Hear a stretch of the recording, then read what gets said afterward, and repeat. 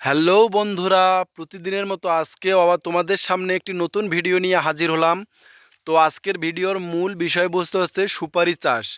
আপনারা কিভাবে উন্নত জাতের সুপারি চাষ করতে পারেন এবং কিভাবে চাষ করলে আপনারা বেশি ফলন পাবেন, সেগুলো নিয়েই বিস্তারিত থাকছে আজকের ভিডিওতে। তো চলুন ভিডিওটি শুরু করি। বন্ধুরা, ভিডিওটি শুরু করার আগে তোমাদের একটি কথাই বলতে চাই, যারা যারা আমার চ্যানেলে নতুন ভিডিওটি দেখছো তারা অবশ্যই আমার চ্যানেলটিকে সাবস্ক্রাইব করে দিবে। তো বেশি কথা না বাড়িয়ে চলুন শুরু করে দেই। সুপারি সুপারি সাধারণত সব জায়গায় হয়ে থাকে। সুপারি গাছগুলো সাধারণত চিকন এবং অনেক লম্বা হয়ে থাকে।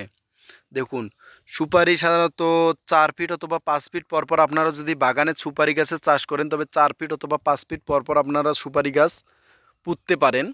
সুপারিতে মোটামুটি ভালোই ফলন হয় এবং সুপারির দামও আছে। সুপারি বাংলাদেশ সহ অন্যান্য দেশে অনেক চাহিদা রয়েছে।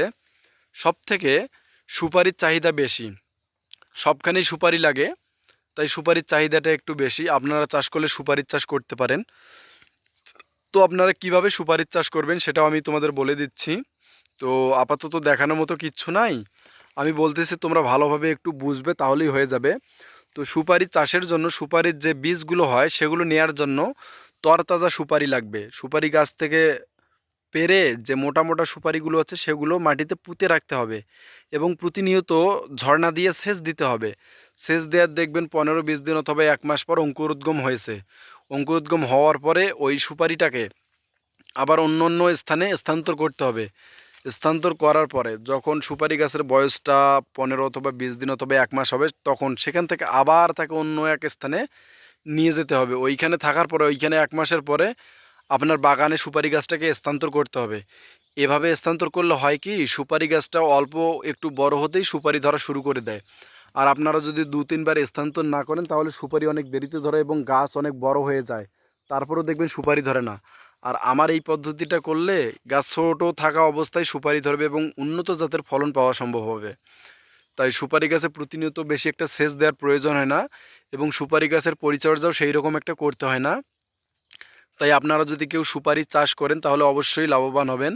এই সুপারি চাষে খরচ অনেক কম। তো বন্ধুরা, আমি তো সব কিছুই বললাম, তো আর এখানে বলা কিচ্ছু নেই। তোমাদের যদি আরও কিছু জানার ইচ্ছা থাকে সুপারি সম্পর্কে তাহলে অবশ্যই গুগল এবং উইকিপিডিয়া খুঁজে দেখবে, সেখানে অবশ্যই সঠিক তথ্য পেয়ে যাবে। আশা করছি আমি যা যা তোমাদের বলছি তা তোমরা বুঝতে পেরেছো। তো বন্ধুরা, আজকে ভিডিওটি এই পর্যন্তই। যাওয়ার আগে তোমাদের আবারও বলতে চাই, যারা যারা আমার চ্যানেলটিতে নতুন তারা অবশ্যই চ্যানেলটিকে সাবস্ক্রাইব করে দিবে এবং বেল আইকনটি অন করে দিবে, যাতে আমি ভিডিও আপলোড করার সাথে সাথে তোমাদের কাছে পৌঁছে যায়। তো ধন্যবাদ সবাইকে।